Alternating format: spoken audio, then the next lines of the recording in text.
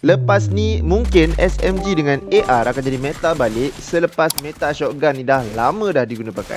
Okey, macam biasa dalam update akan datang ni akan ada event. And tema kali ni adalah terang-terang, winter. Dia tak gelap yang macam maybe korang tak suka dulu tu. Ada rumah dan kawasan-kawasan yang dipenuhi dengan salji dan ais. And nama tempat ni dikenali sebagai Penguin City. Okey, kalau ada update baru mesti ada kenderaan baru, betul tak? Kali ni juga didatangkan dengan rocket launcher yang boleh digunakan sebagai weapon dan juga kenderaan. Kalau korang tekan button tembak, dia akan keluar efek ice yang boleh bagi damage dan buat orang dalam kawasan tu jatuh. Kalau korang tekan button lagi satu, korang boleh terbang atau glide guna rocket launcher ni. Ada juga range healing tool yang boleh digunakan untuk diri sendiri ataupun korang boleh bagi dekat member, ataupun korang boleh baling dekat member korang. Dia akan auto cucuk member tu kalau dia nak healing. Paling best bagi aku adalah lepas ni korang boleh angkat kotak enemy ataupun kotak yang korang nampak ke mana-mana tempat yang korang nak. So lepas ni korang boleh lah loot dengan selamat. Untuk SMG dengan AR, dia ada improvement dekat bullet trajectory dan damage drop off. Maksudnya peluru SMG atau rifle tu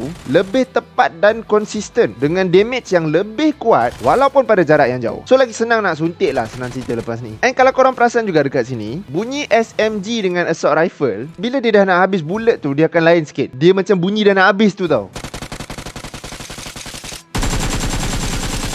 Bila ada bunyi ni, korang takkan terlupa lah untuk reload. Sebab korang, bullet aku dah nak habis lah. So korang akan auto tekan button reload tu untuk make sure yang korang ada peluru yang banyak untuk tembak. Apa pendapat korang pasal update kali ni? Cuba komen kat bawah.